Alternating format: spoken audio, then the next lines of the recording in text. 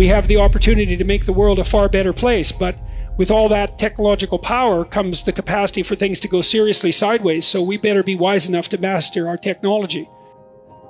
How many of you have seen Big Dog? How many of you are terrified by Big Dog?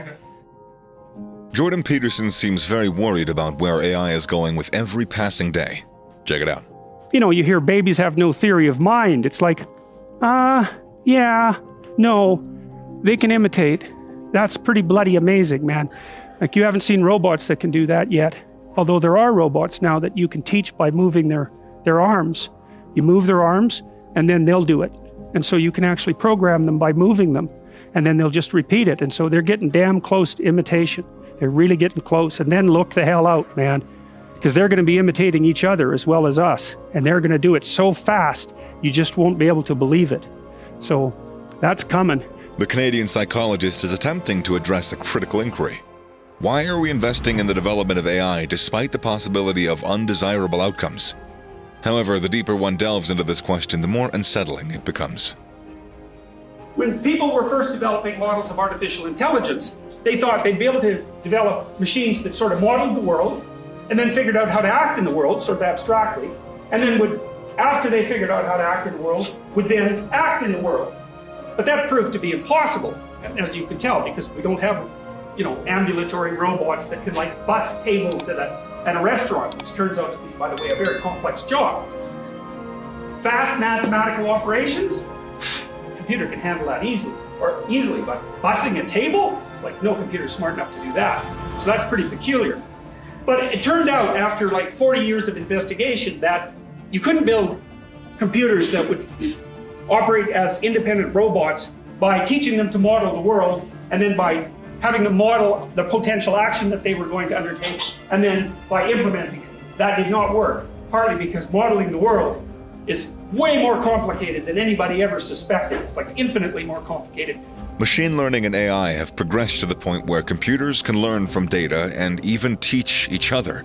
However, some experts like Jordan Peterson realize there is a side of the coin that's just not being shown here. The guys that are building the autonomous cars, they don't think they're building autonomous cars. They know perfectly well what they're doing. They're building fleets of mutually intercommunicating autonomous robots. And each of them will be able to teach the other because their nervous system will be the same. And when there's 10 million of them, when one of them learns something, all 10 million of them will learn it at the same time. So they're not going to have to be very bright before they're very, very, very smart. Because us, we'll learn something, you have to imitate it. It's like, God, that's hard. Or I have to explain it to you and you have to understand it and then you have to act it out. We're not connected wirelessly with the same platform. But robots, they are. And so once those things get a little bit smart, they're not going to stop at a little bit smart for very long. They're going to be unbelievably smart, like overnight. Many individuals, including Mr. Peterson, have expressed concerns about the potential consequences of failing to align artificial intelligence with human values. This is exemplified by developments such as the creation of Big Dog, a quadruped robot that can traverse difficult terrain. If we don't take the appropriate steps to align AI with our values, the results could be catastrophic. Some of you have seen Big Dog. You've seen Big Dog? Look up DARPA, D-A-R-P-A. How many of you have seen Big Dog? How many of you are terrified by Big Dog? Yes. Big Dog is this robot that's being developed by the US Army.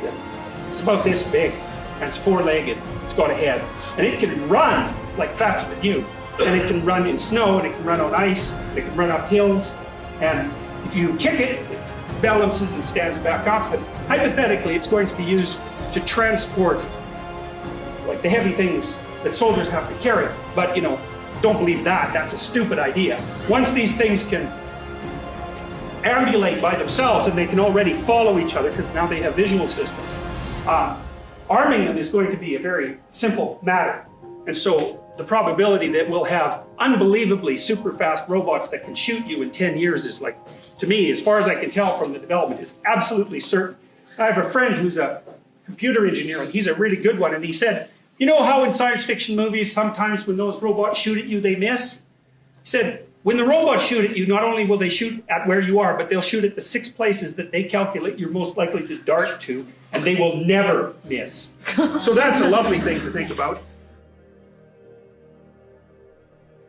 Every visual scene is incomprehensibly complex. There's an indefinite number of ways of seeing everything. And this is partly why we don't have general purpose robots, is because AI engineers originally believed that the problem of robotics would be the computation of action in the world. But it turned out that the problem of robotics was seeing the world. And that really shocked everyone, because when you look at the world, it's like, well, there it is, you know, no problem. You just open your eyes and bang, there are the objects.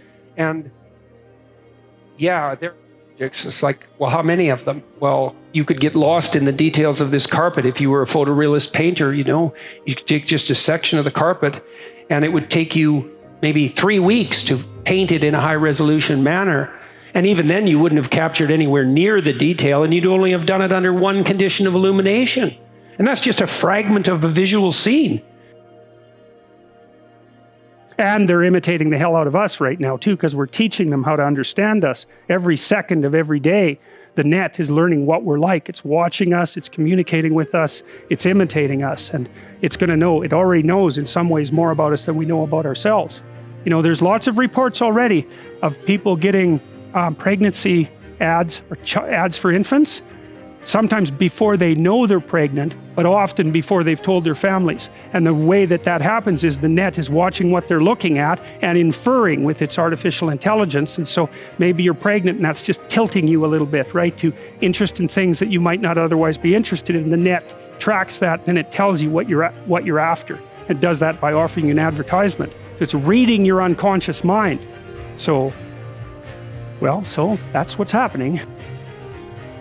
And so some robotics engineers, such as Rodney Brooks, who worked at MIT, started building robots from the bottom up. He made these little mindless robots that really didn't even have a central processor that were action-oriented. So like the first things he built were these little insect-like things that skitter away from light.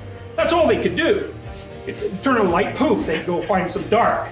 And it's as if, so imagine the world to that robot was a binary place. It was either a light place or a dark place. And then you might say, well, what did light or dark mean to this little robot?